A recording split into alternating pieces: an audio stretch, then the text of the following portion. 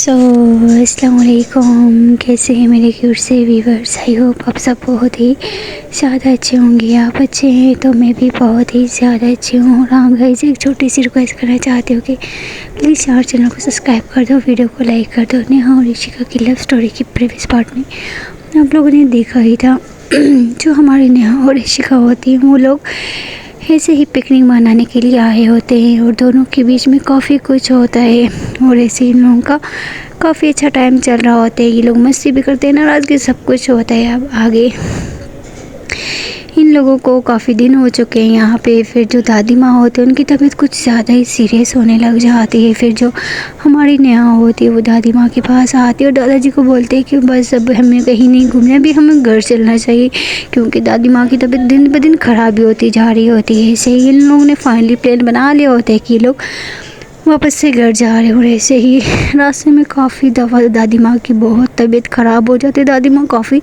Serious हो जाती है। और वहाँ पे इतना अच्छा कोई डॉक्टर भी नहीं होते कि जो दादी माँ का इलाज कर पाए, क्योंकि दादी माँ का तो सिर्फ एक ही डॉक्टर होता है। उनको कॉल करके सब कुछ बताते हैं, वो डॉक्टर मेडिसिन वगैरह बताता है कि फ़िलहाल आप इनको अभी तक ये खिलाओ। और जो दादाजी होते हैं वो लोग को बस वो टेंशन लग जाती है दादी माँ की काफ़ी ज़्यादा। हमारी नेहा तो रोने लग जाती है जैसे जैसे दादी माँ की तबीयत ख़राब होती है। दादी माँ जैसे ही नेहा को इस तरह देखती है तो वो उनकी भी आंखें भर आती है। वो बोलती बेटा तू क्यों रो रही है। नेहा बोलती दादी माँ क्या हुआ है आपको, क्यों इतनी ज़्यादा आपकी तबीयत ख़राब हो रही है। तो जो शिका है उसके पास आते बोलती है जान आप क्या कर रही हो, आप पागल हो गई, अगर दादी माँ के सब आप सामने आप इस तरह रोगी तो दादी माँ की और ज़्यादा तबीयत ख़राब हो जाएगी यार, क्या बात है। इसी को उसको समझाने की कोशिश करती हूँ, फिर से सीट पे बिठा देती हूँ। ऐसे ही लोग सफ़र तय कर रहे होते और ऐसे ही कुछ घंटे में ये लोग सफ़र तय करते हैं और फ़्लाइट की टिकट पकड़वाते हैं और फ्लाइट में ही बैठ जाते हैं और सीधा घर। और जैसे ही घर आते तो जो दादी माँ होती है, मतलब घर के अंदर आ ही रहे होते हैं, दादी माँ जो होती हैं वो एकदम से आंखें बंद कर ले होती है। और जैसे ही आंखें बंद करती हैं तो दादाजी जो होते हैं वो उनके सामने आके खड़े होते और उनको सबसे पहले अंदर लेके जाते, जल्दी से सोफ़े पे लेटाते हैं और दादी माँ को आवाज़ें देने लग जाते हैं। बट दादी माँ के नहीं खो रही होती है और जो दादाजी होते हैं वो बहुत ज़्यादा टेंशन में हो जाते हैं। सब लोग बहुत टेंशन में हो जाते हैं, जल्दी से डॉक्टर को कॉल करते हैं। हम जो डॉक्टर होते हैं वो भी जल्दी से आ जाते हैं क्योंकि डॉक्टर को पहले इन्फॉर्म क्या होता है कि जल्दी से हम लोग पहुँच गए, यहाँ भी पहुँचो, कुछ पेशेंट आए होते हैं जिस वजह से डॉक्टर थोड़ा सा लेट हो गए थे। फिर डॉक्टर भी पहुँच जाते हैं। जैसे ही डॉक्टर दादी माँ की हालत देखते हैं तो डॉक्टर बोलते हैं कि इनकी तबीयत बहुत ज़्यादा सीरियस है, आपको हॉस्पिटल लेके आना पड़ेगा। ये लोग जल्दी से उनको गाड़ी में बिठाते हैं और सीधा हॉस्पिटल की तरफ ले जाते हैं। और ऐसे ही जैसे एम्बुलेंस में बैठे होते हैं कि जो दादी माँ है वो अपनी आंखें खोलती है और सबसे पहले मतलब जो नेहा होती है वो ऋषिका, मतलब सब लोग ही गाड़ी में होते हैं ऑलमोस्ट। और जो दादी माँ आंखें खोलती है सबकी तरफ देखती है और जो दादी माँ होती है वो सबसे पहले नेहा की तरफ देखती है कि दादी माँ की आंखों में आंसू होते हैं। दादी माँ कुछ नहीं बोलती है, नेहा रोते हुए बोलती क्या हो गया दादी माँ, आपको क्या हो गया, प्लीज़ दादी माँ की खोलो ना, क्या हुआ है आपको। जो दादी माँ है उनकी आंखों से आंसू बहते रहते लेकिन दादी माँ कुछ बोल नहीं रही होती। नेहा बहुत ज़्यादा मतलब बोलने की कोशिश करती है, नेहा रोने लग जाती है। शिका उसको समझाने की थी जान चुप हो जाओ, दादी माँ किस तरह मत रो, लेकिन नेहा से बर्दाश्त नहीं हो रहा होता है। तो वो नेहा होती है वो मतलब दादी माँ को ही अपनी माँ समझती होती है बचपन से। और अगर हमारी माँ या ऐसा कुछ हो तो हम कैसे वो दुख वो दर्द बर्दाश्त कर सकते हैं। और ऐसे ही ये लोग कुछ देर में हॉस्पिटल पहुंच जाते हैं और दादी माँ को आईसीयू रूम में लेके चले जाते हैं। और ऐसे ही दादी माँ का इलाज होता है, दादी माँ को ऑक्सीजन लगा होता है। डॉक्टर बहुत कुछ कर रहे होते हैं लेकिन उनको पता है कि इनकी बचने की तो कोई चांसेस नहीं है क्योंकि इनके पास कुछ ही टाइम है। और जो दादी माँ होती हैं वो फिर अपनी आंखें खोलती हैं और अपने मुँह से उतारती है और दादी माँ बोलती हैं डॉक्टर को कि उनकी सांस जो होती है वो काफ़ी फूली होती है। वो बोलती है मेरी फैमिली के बुलाओ।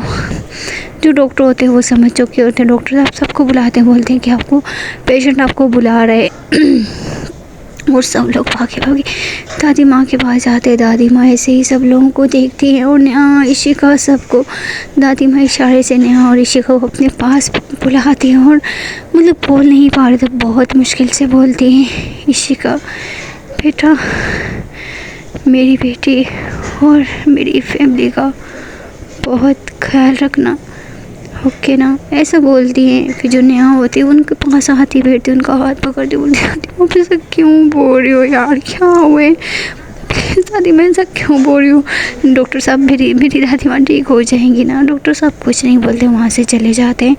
और जो दादी माँ है वो एक स्माइल करती है, नेहा की तरफ देखती है और बोलती है बेटा अपना ध्यान रखना, ओके ना। दादी माँ सबकी तरफ देखती हैं ऐसे ही कुछ देर, थोड़ी देर वो सबके साथ बातें करते करते कब उनकी आंखें बंद हो जाती हैं पता ही नहीं चलता है। और जैसे ही सब लोग देखते हैं कि दादी माँ की आंखें बंद हो चुकी, सब लोग बहुत ही ज़्यादा रोना स्टार्ट कर देते। हमारे यहाँ तो पूरा हॉस्पिटल सर पे उठा लेते, वो पूरा चीख चीख के रोने लग जाती, दादी माँ उठो दादी माँ उठो। वो बहुत रो रही होती है, वो बहुत ज़्यादा टूट चुकी होती है, ऐसा मानो कि उसके बदन, दादी माँ के बदन से नहीं उसके बदन से जान निकल गई है। वो बहुत ज़्यादा रोने लग जाती है। नेहा क्या सब लोग बहुत ही ज़्यादा रो रहे होते हैं दादी माँ को देख के, और ऐसे ही वहाँ पे मातम सा छा जाता है पूरे हॉस्पिटल। हमारी नेहा और उनकी पूरी फैमिली ने सर पर उठा लिए होते हैं। दादाजी बाहर चले जाते हैं, दादाजी भी काफ़ी ज़्यादा रो रहे होते, ऑलमोस्ट सभी बहुत ही ज़्यादा फूट के रो रहे होते। दादाजी और जो हमारी रिया के पापा होते हैं वो दोनों बाहर जाते हैं और जाके बहुत ही ज़्यादा रो रहे होते हैं। और जो दादाजी होते हैं वो तो एक जगह पे बैठ जाते हैं और अपना सर को पीटने लग जाते हैं, बहुत ही ज़्यादा रो रहे होते हैं। रिया के जो पापा होते हैं उनके पास आते हैं, उनको संभालते हुए बोलते हैं कि अगर आप भी हिम्मत हार जाएंगे तो बच्चों को कौन संभालेगा। दादाजी बहुत रो रहे होते हैं और सब लोग बहुत रो रहे होते हैं। और वैसे ही टाइम गुजरता जाता है। जो हमारी इशिका की जो मम्मी होती है वो बाहर आती है, दादाजी को बोलती है कि हमें घर में सबको लेके जाना पड़ेगा और सबको इन्फॉर्म भी कर देना चाहिए। फिर जो दादाजी होते हैं वो रो रहे होते हैं, अपने आंसू वगैरह पोंछते हैं और बोलते हैं ठीक है। दादाजी ऐसे ही सब लोगों को कॉल करवाते हैं और दादी माँ के बारे में सब लोगों को बताते हैं। और जो उनके रिलेटिव्स वगैरह होते हैं वो सब लोग आने लग जाते हैं और दादी माँ को ऐसे ही एम्बुलेंस में बिठाते हैं और घर को लेके चले जाते हैं। और ऐसे ही सब लोग घर चले जाते हैं। हमारी नेहा तो रो रो के अपना बुरा हाल कर लेती है और वो बहुत ज़्यादा दादी माँ के पीछे चिल्ला रही होती है, रो रही होती है, दादी माँ को पुकार रही होती है कि दादी माँ क्यों आप मुझे छोड़ के चली गई, दादी माँ उठो ना, दादी माँ उठो ना, आप मेरे साथ नहीं कर सकती, दादी माँ उठो ना, क्यों दादी माँ मुझे इतनी जल्दी छोड़ के चली गई, आपके बिना मेरा कौन है, आप ही तो मेरी माँ थी। मतलब वो बहुत रो रही होती है, बहुत ज़्यादा। इशिका की जो मम्मी होती है वो फिर आती है नेहा के पास, उसको संभालने की कोशिश करती है और बोलती है बेटा हिम्मत रखो, जाने वाले तो चले जाते हैं, अभी हमें इनके पीछे रोना नहीं है, इनके लिए प्रे करनी है भगवान जी से कि भगवान जी इनको जन्नत में लेके जाएं, इनको आगे वाला संसार उनका अच्छा हो, बस हम दुआ कर सकते हैं बेटा। लेकिन हमारी नेहा उसे बर्दाश्त नहीं हो रहा तो वो बहुत रो रही होती है। और ऐसे ही सब रिलेटिव्स आ जाते हैं, जितने भी होते हैं सब लोग आते हैं और दादी माँ को सुन के सब लोग बहुत ज़्यादा अफसोस मनाते हैं। जैसे जैसे लोगों को पता चलता है वैसे वैसे लोग आते हैं और ऐसे ही दादी माँ का कुछ देर तक रखते हैं और फिर दादी माँ को लेके जाने लग जाते हैं। हमारी जो नेहा होती है वो रोक लेती दादी माँ का जना, मतलब जो मैयत होती है वो पकड़ लेती है और बोलती है कि नहीं मेरी दादी माँ को कोई नहीं लेके जाएगा, दादी माँ को नहीं लेके जाओ ना दादाजी, प्लीज़ मेरी दादी माँ को क्यों लेके जा रहे हो, प्लीज़ दादाजी नहीं लेके जाओ ना।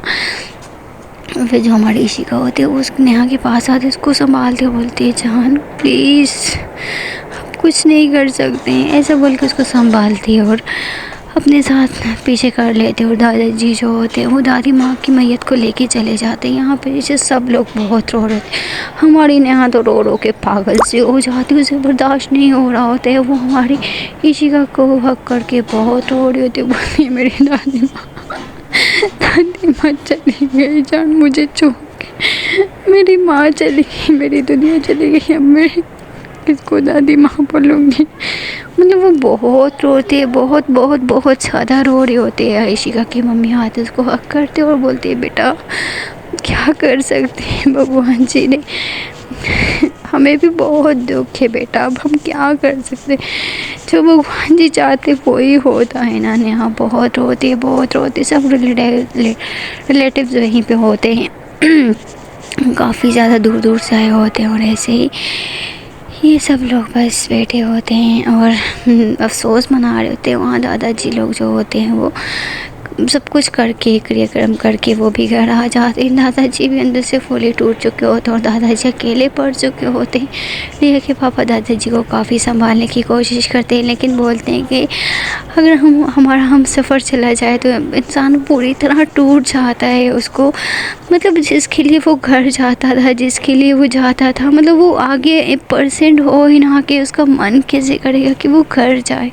दादाजी जाते जाते रुक जाते। रिया के पापा बोलते क्या हो गया, दादाजी रोने लग जाते, बोलते मैं क्यों जाऊँ उस घर में, मैं क्यों जाऊँ, जिसके लिए भी जाता था तो वो तो अब चली गई भगवान के पास, मैं किस लिए जाऊँ, मैं क्यों जाऊँ। रिया के जो पापा होते हैं वो दादाजी को संभालते हुए बोलते हैं कि अगर आप इस कमज़ोर हो जाएंगी तो हमारे बच्चों को कौन संभालेगा, अभी दादी माँ की सारी जिम्मेदारी आपकी है, अभी आपको ही सबको संभालना है।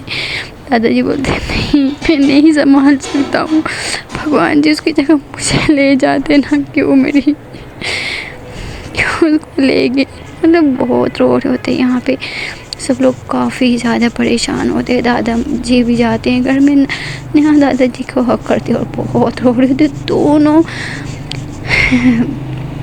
दादाजी और हमारी नेहा दोनों एक दूसरे को हक करके बहुत बहुत बहुत बहुत बहुत ही ज़्यादा रो रहे होते हैं एक दूसरे के गले लग के। हमारी जो इशिका है वो इन दोनों के पास आते इन दोनों को संभालती है और बोलती है चलो कुछ खा लो। नेहा बोलती नहीं मुझे कुछ नहीं खाना है। दादाजी बोलते मुझे भी कुछ नहीं खाना है। ये लोग कुछ खा ही नहीं रहे होते। हमारी जो इशिका होती है वो बोलती है जान प्लीज़ अगर आप नहीं खाएंगे तो कैसे चलेगा यार, प्लीज़ कुछ खा लो। दादाजी बोलते नहीं खाना ना, बोला नहीं खाना ना। हमारी जो इशिका होती है वो इन दोनों को समझाने की बहुत कोशिश करती है, लेकिन ये लोग नहीं मान लेते। इशिका की जो मम्मी होती है वो इसके पास आती है, बोलती है थोड़ी देर इनको अकेला छोड़ दो। हमारी इशिका ऐसे मेहमानों के पास जाती है, उन लोगों को खाना वगैरह खिलाती है। काफ़ी मेहमान आए होते हैं उनके घर में और ऐसे ही वो खाना खा के कुछ लोग तो जा चुके होते हैं और कुछ उनके घर में होते हैं, मतलब उनके जो रिलेटिव्स होते हैं जो दूर से आए होते हैं वो यहीं पे होते हैं। सब लोग काफ़ी ज़्यादा परेशान होते हैं और ऐसे ही काफ़ी मतलब अपसेट माहौल चल रहा होता है। हमारी नेहा फुली टूट चुकी होती है, लेकिन उसकी जान उसके साथ होती है, उसको कैसे इतनी जल्दी टूटने दे सकते थे। और ऐसे ही हमारी जो इशिका होती है वो और उसकी जो मम्मी होती है, मतलब सब लोग ही हमारे दादाजी और हमारी नेहा को बहुत संभाल होते, बहुत बहुत बहुत ज़्यादा संभाल होते, बहुत गाइड कर रहे होते हैं इन लोगों को। और ऐसे ही ये लोग फिर टाइम के साथ टाइम गुजरता रहता है, लेकिन इनको इनकी दिल से दादी माँ की याद नहीं भूलती है।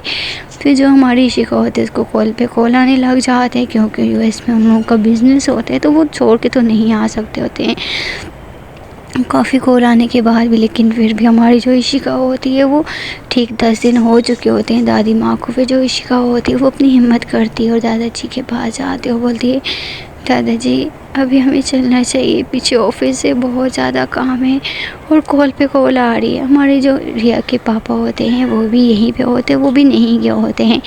दोनों प्लानिंग बनाते हैं। हमारी इशिका हिम्मत करके दादाजी से बात करती है। दादाजी बोलते हैं कि क्यों, पहले वो चले गए, मैं तुम लोग मुझे छोड़ के जा रहे हो, मैं अकेला क्या करूँगा यार यहाँ पे।